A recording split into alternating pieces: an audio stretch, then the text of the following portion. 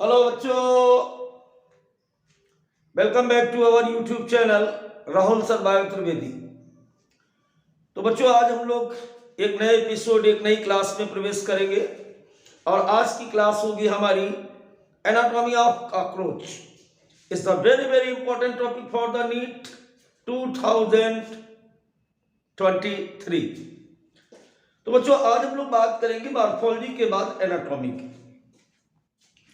क्योंकि एनाटॉमी का मतलब तो आपको पता ही है कि जब भी हम शरीर के अंदर स्टडी करते हैं तो इसको हम एनाटॉमी कहते हैं। Which branch of biology to deals study about the internal features.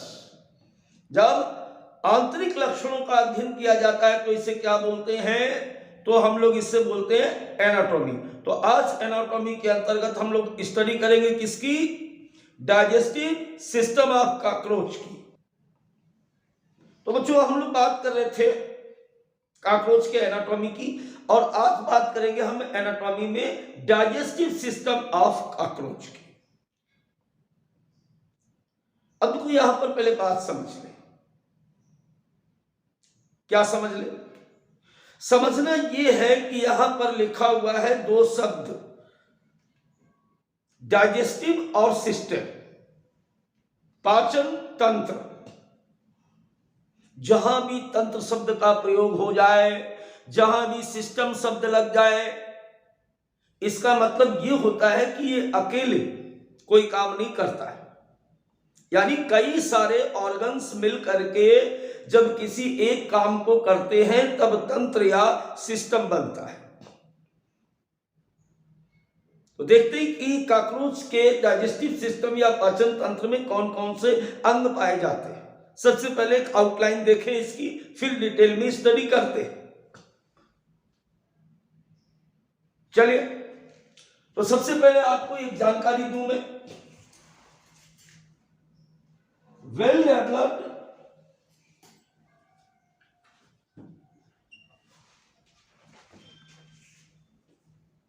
Digestive system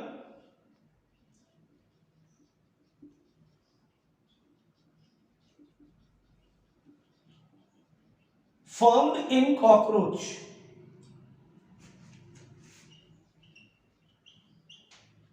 cockroach में पूर्ण विकसित प्रकार का पाचन तंत्र पाया जाता है। अब पूर्ण विकसित क्यों कहा मैंने यहां पर? पूर्ण विकसित इसलिए कहा क्योंकि इसमें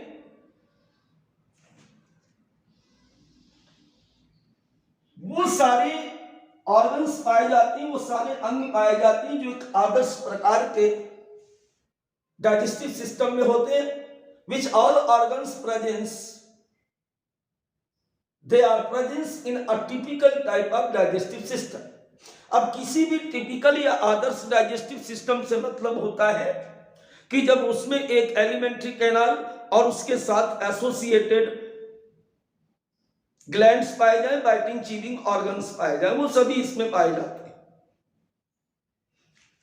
जैसे इसका जो टोटल डाइजेस्टिव सिस्टम है वो दो पार्ट में डिवाइड होता है। पहला इसका कहलाता है एलिमेंट्री कैनाल, यानी आहार नाल,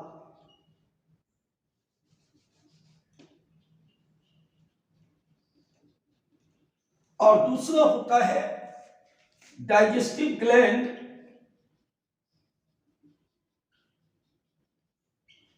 या पाचक ग्रंथियां।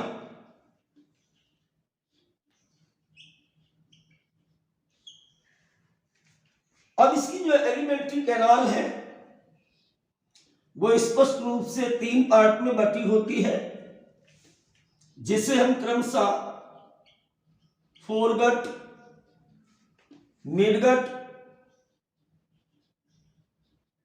और हिंडगट कहते हैं। पूर्वांत, मध्यांत और पश्चांत, ये इसके तीन पार्ट होते हैं एलिमेंट्री कैनाल या आहार नाल के। अगर साइंटिफिक शब्दों की बात की जाए तो फोरगट को स्टोमोडियम, मिडगट को मीसेंट्रॉन और हिंडगट को प्रोक्टोडियम कहते हैं। क्या बताया मैंने? स्टोमोडियम, मीसेंट्रॉन और प्रोक्टोडियम, ये 3 स्पष्ट भाग हो गए कॉकरोच की आहार नाल के। अब अगर अग्रांत की बात करें, पूर्वांत की बात करें, स्टोमोडियम की बात करें, फोरगट की बात करें, तो फिर से इसमें पार्ट पाए जाते हैं। पहला पार्ट इसका होता है माउथ, दूसरा पार्ट होता है फेरिंग्स, तीसरा पार्ट इसका होता है क्रॉप, अगला पार्ट होता है गिजर्ड, और उसके बाद ये खत्म हो जाती है। कितने पार्ट मैंने बताया इसके? माउथ, फेरिंग्स, क्रॉप और गिजर्ड। बिल्कुल भी कंफ्यूज नहीं होना। मुख, ग्रासनली, सॉरी, मुख, ग्रसनी, एक भूल गए, देखो भूल गए भैया, भूल गए। यहां पे आएगा ओसोफेगस,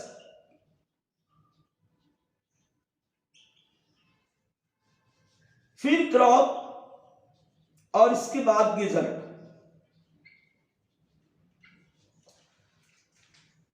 माउथ, मुख, फेरिंग्स, ग्रसनी, ओसोफेगस, ग्रासनली।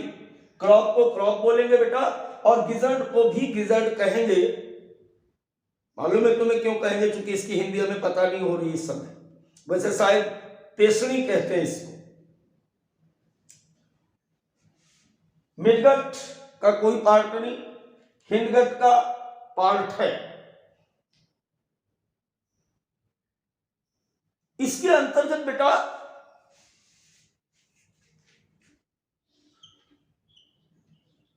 सीकम, कोलन और रेक्टम।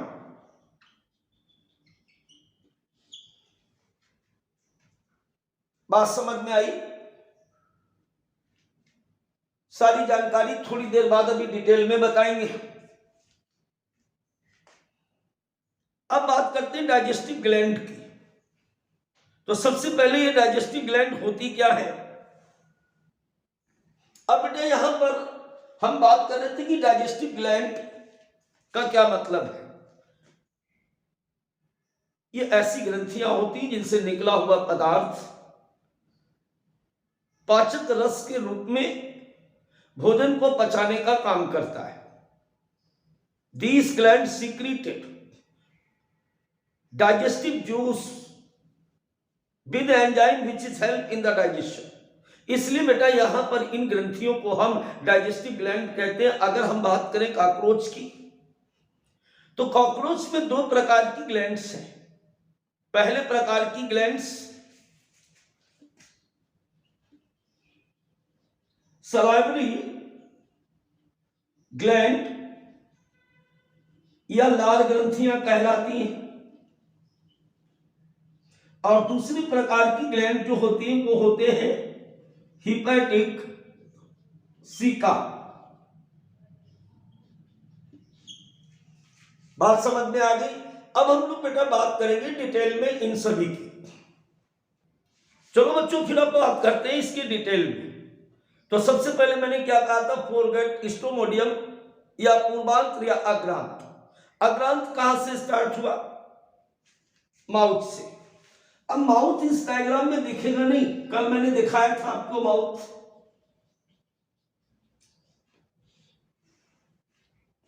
अगर माउथ की बात करें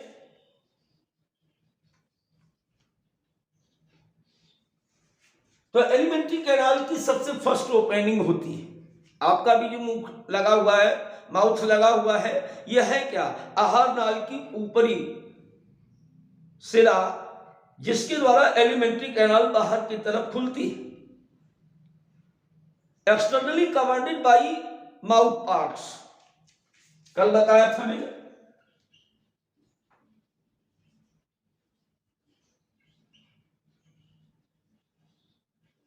बाई माउथ पार्ट, बाहर की तरफ मुख मुखांगों के द्वारा कवर्ड होता है। कल बात की गई थी ना, मैंडिबल्स, मैक्सिलरी, हाइपोफायरिंग्स, ईटीसी।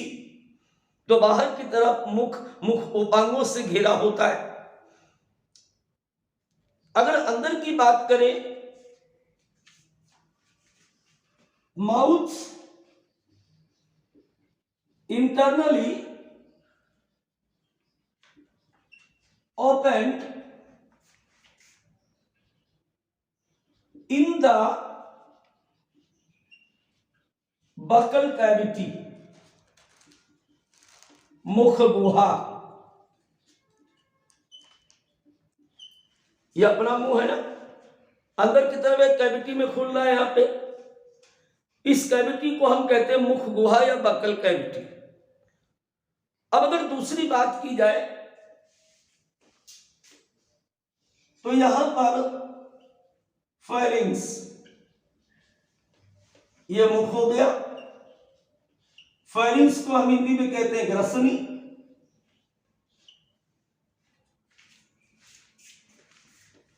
तो दूसरी बात यहां पे करें हम अगर फेरिंग्स की,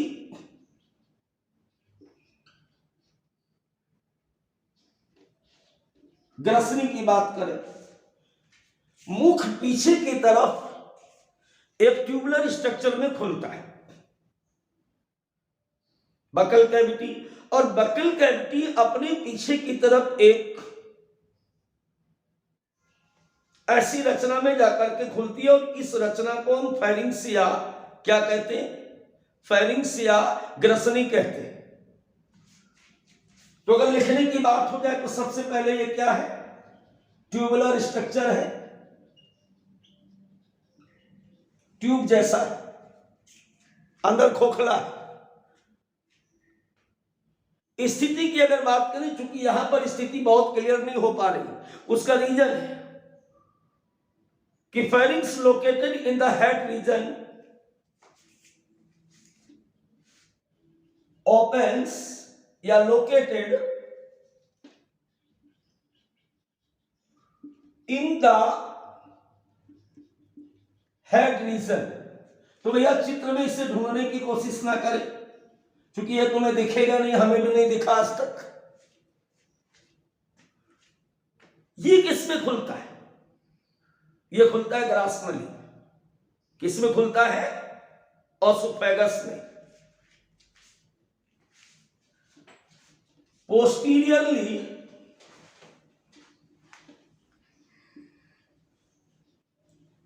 ओपन इन ओसोफेगस।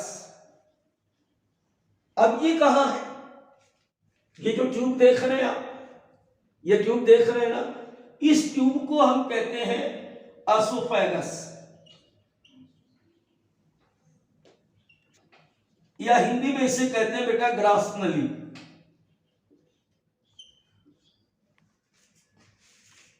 ये कैसी है, ये भी ट्यूबुलर है। तीसरी बात करें अगर तो ओसोफेगस ट्यूबुलर पाइप लाइक, ये तो दिख रही ना। तो ये कैसी है, ट्यूबुलर पाइप लाइक स्ट्रक्चर है, ओपन्स इन द क्रॉप। ये आपका क्रॉप हो गया।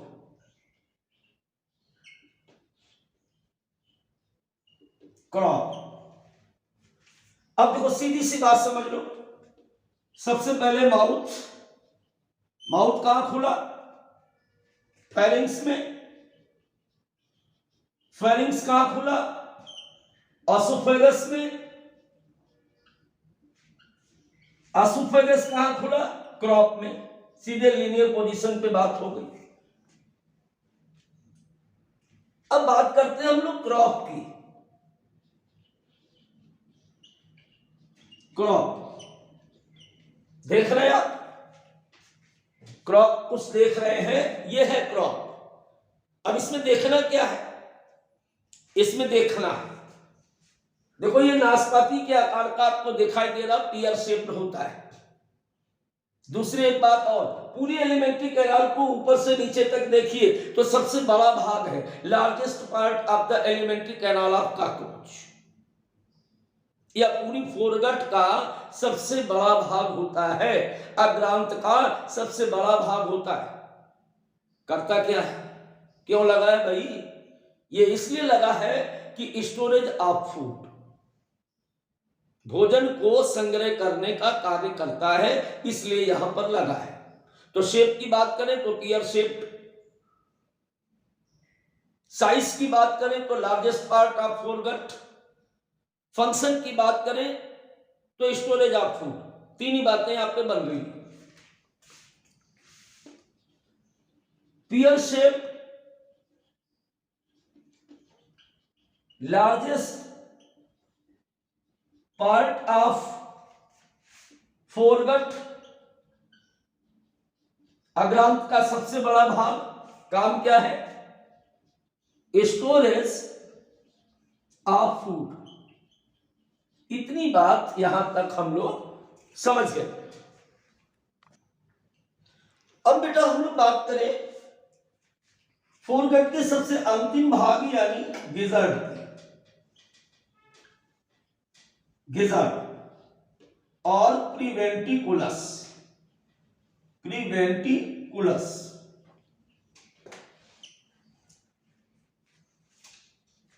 देखो एक बात यहां पर बिल्कुल कंफ्यूज नहीं होना, यहां से लेकर के और गिजर्ड तक ये हिस्सा फोरगट ही है, अग्रांत के सारे भाग हैं, कंफ्यूज नहीं होना है।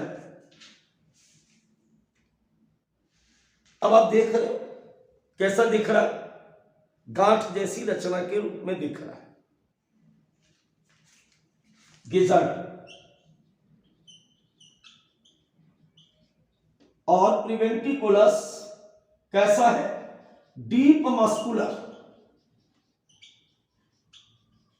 इसमें बहुत सारी मसल्स पाई जाती है।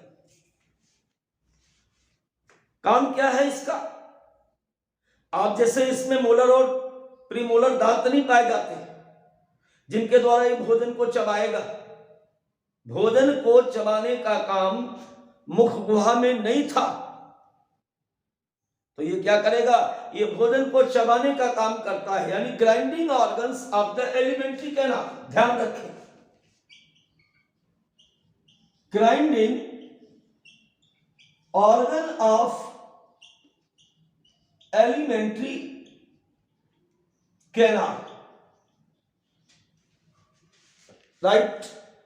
एक अंदर की बात इसमें हम आपको बताएं कि इसके अंदर भी कुछ होता है। अब इसको हम क्या करें, इसको चलो बीच से काट के दिखाते हैं आपको।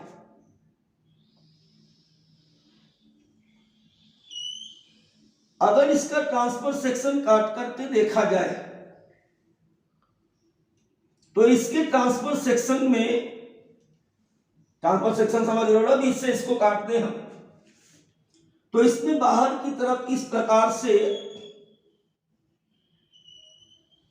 बहुत सारी सर्कुलर मसल्स पाई जाती है, वर्कुल पेशी स्तर।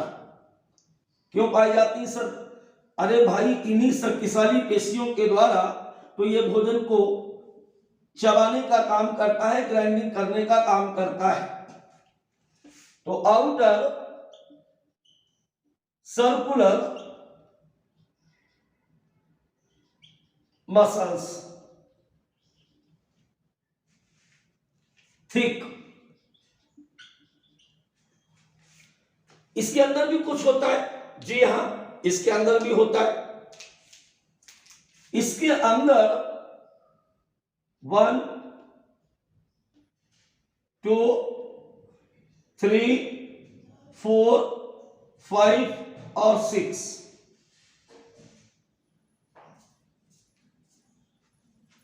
इस प्रकार से इसके अंदर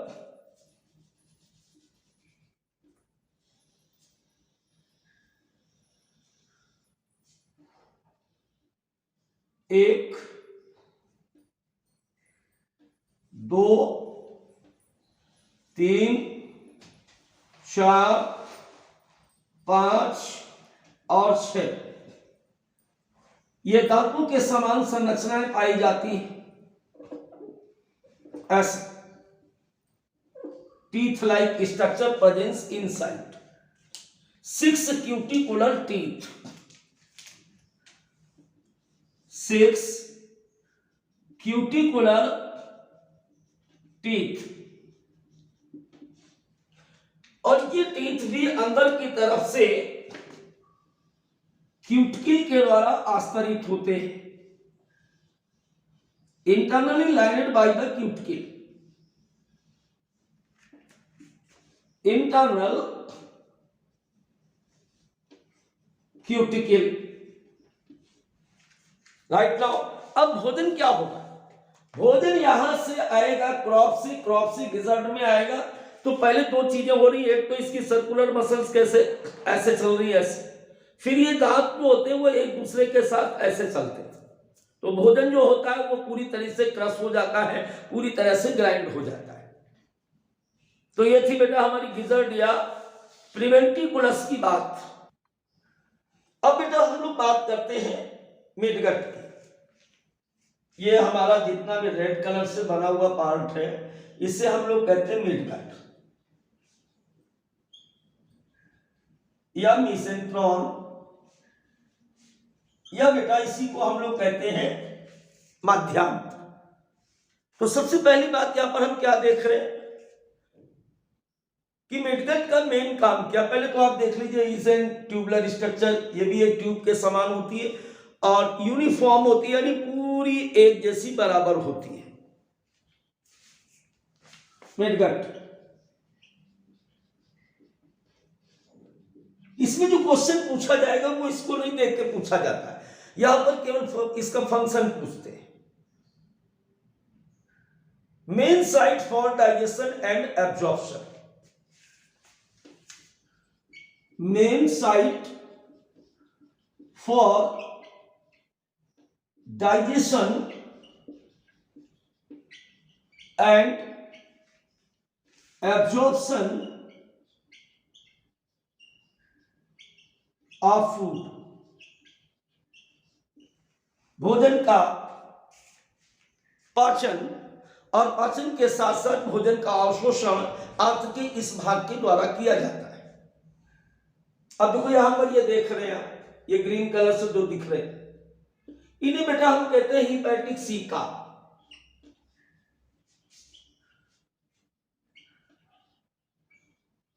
हिपैटिक शब्द लीवर के लिए प्रयोग किया जाता है और सीका का मतलब है यहां पर फिंगर लाइक प्रोजेक्शंस। लीवर नहीं है के समान रचनाएं हैं, क्योंकि इनके द्वारा डाइजेस्टिव एंजाइम्स को सीक्रेट किया जाता है। कहां पे? मिडगट में। तो पहले हम लोग बात कर लेते हैं हिपैटिक सीका में आने वाले क्वेश्चंस की। हिपैटिक सीका की अगर हम बात करें तो सबसे पहले लोकेशन में क्वेश्चन आएगा कि हिपैटिक सीका होते कहां है? तो junction of midgut and gizzard, found in junction of midgut and gizzard. ये देखो ये गिजर्ड है और ये मिडगट इसके जंक्शन पे पाए जाते हैं, यहां पे इस जगह पे पाए जाते हैं। ये कितने हैं? संख्या की बात की जाए अगर तो 6 to 8 इन नंबर। फंक्शन की बात की जाए तो सीक्रेटेड डाइजेस्टिव एंजाइम, पाचक एंजाइमों का स्राव करते हैं कहां पे? मिडगट में। Secreted digestive enzyme in the मध्यांत्र और द मेसेंट्रॉन। बात समझ में आई? अब बेटा इसके बाद नीचे चलते हैं। यहां पर आप देख रहे हैं, ये देख रहे हैं ना, इनका नाम होता है मैलपीजियन ट्यूब्यूल्स। मैलपीजियन ट्यूब्यूल्स। अब ये क्या है भाई, इसको भी देखो। तो अगर मैलपीजियन ट्यूब्यूल्स की हम बात करते हैं तो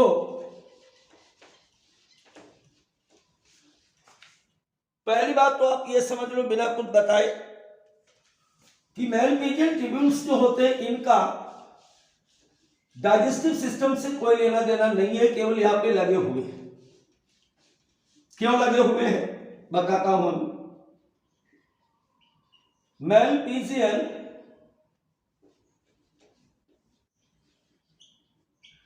ट्यूब्यूल्स, सबसे पहला क्वेश्चन, कहां पे पाए जाते हैं?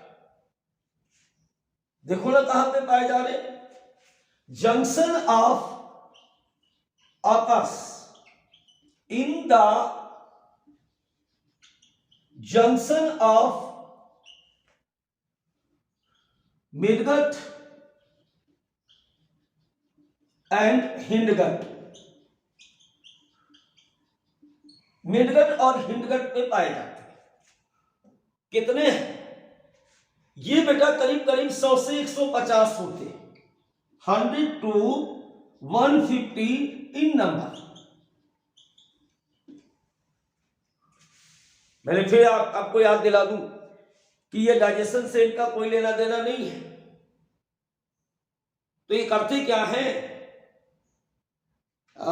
बताता हूं क्या करते हैं। देखो ये ऐसे बने होते हैं, ऐसे ब्लाइंड शैक लाइक स्ट्रक्चर है। अगर इनको जूम करके देखा जाए तो ये क्या करते हैं कि यहाँ पर जहां ये पाए जाते हैं, यहाँ पर ये हीमोलिम्फ भरा होता है। कल आपको बताऊंगा मैं जब इसका सर्कुलेटरी सिस्टम पढ़ाऊंगा।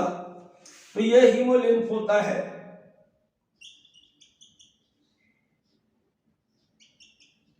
कॉकरोच के ब्लड को हीमोलिम्फ कहते हैं। इससे एक्सक्रीटरी पदार्थों को रिमूव कराते हैं।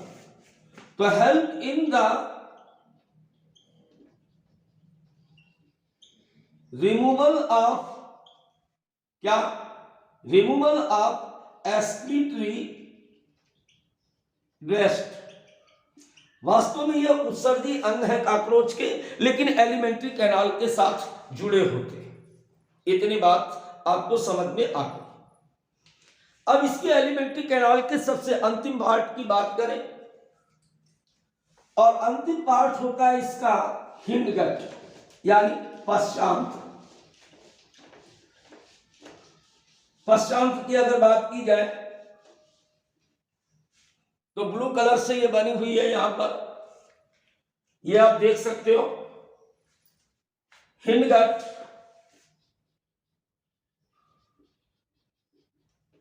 इसके पार्ट मैंने बताए थे इलियम। इलियम के बाद इसके पार्ट कितने बताए थे मैंने, कोलन और रेक्टम। तो इनिशियल पार्ट इसका जो है ये इलियम कहलाता है, ये कोलन कहलाता है, और ये रेक्टम कहलाता है। और फाइनली रेक्टम एनस के द्वारा बाहर की तरफ खुल जाता है।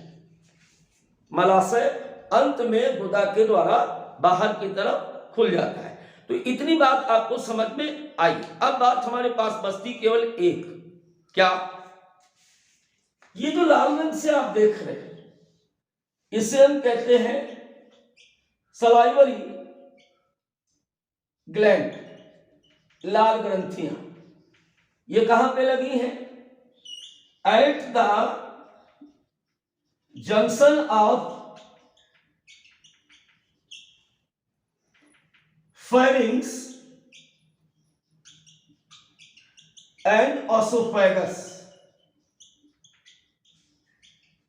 ये ग्रसनी देख रहे हो, ये ऑसोफेगस देख रहे हो, इसके बीच में ये लाल ग्रंथियां पाई जाती है। जैसे आप में लार निकलती है ऐसे इसमें निकलती। ये जो बीच बीच में आपको दिख रहे हैं ये सलेवरी ग्लैंड रिजर्वायर कहलाते हैं। पहले इससे निकल करके लार इसमें इकट्ठा होती है और फिर समय अनुसार इसमें जाती है। Saliva contain starch digesting enzyme। तो दो जगह से यहाँ पर एंजाइम निकले, एक जगह से एंजाइम निकले हमारे, कहां से निकले थे बेटा, हिपैटिक सीका से निकले से, और दूसरे एंजाइम जो स्टार्च को पचाने वाले होते हैं ये एंजाइम निकलते हैं सैलिवरी ग्लैंड्स या लार ग्लैंड से। बाकी बातें आपको इसके बारे में पहले बता दी थी मैंने कि माउथ पार्ट्स, और दूसरी बात एक जो बताई थी मैंने क्या कि कॉकरोच एक ओमनिवोरस प्रकार का सर्वाहारी प्रकार का जंतु होता है। फिर मिलते हैं एक नई क्लास में सर्कुलेटरी सिस्टम ऑफ कॉकरोच के साथ। बाय बच्चों।